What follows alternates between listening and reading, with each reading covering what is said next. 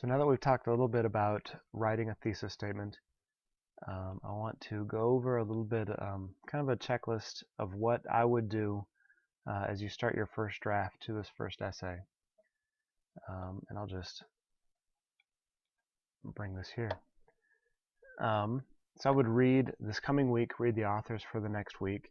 So you've read all 6 of the first authors. So remember, for this first essay, you're to choose 2 of them, the 2 that you want to respond to, or that interested you the most, or that you disagree with the most, or just something about them that really connected with you. So make sure you've read all 6 of them so you understand, so you have all your options before you. And then try to understand the 2 that you want to talk about.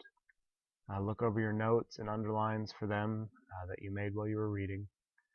And then begin a rough draft where you just explore your experiences and opinions in relation to the 2 readings you are most interested in talking about. And I would just encourage you, one of the things I keep reminding you of is that free writing is okay, that your first drafts can be messy, and I think should be messy. So feel free to just start writing, even if it's making a list of your ideas, just writing down your thoughts.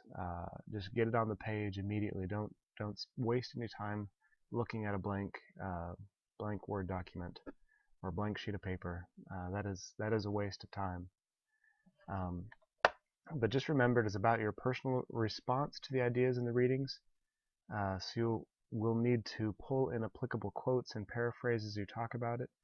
And at this stage, I would just, when you want to quote something, put quotation marks around it, mark what page you got it from, and then we'll be talking next week and the following week about how to cite it correctly.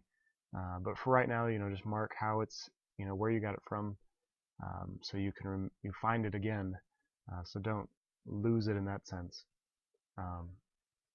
But then I would write some of my first draft before I tried to fit together a working thesis.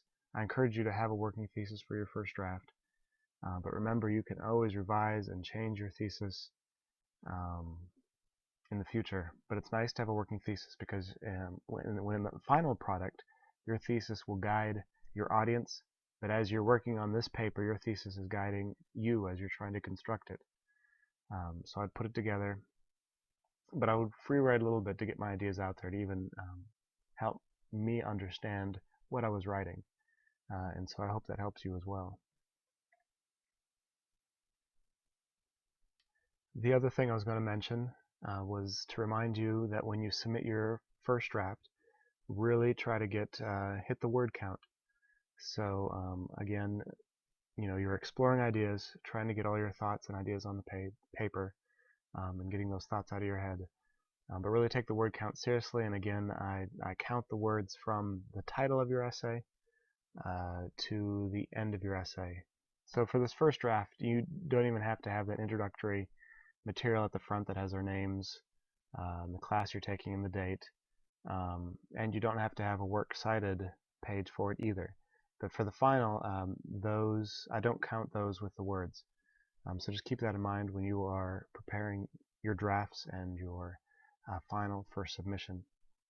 Good luck.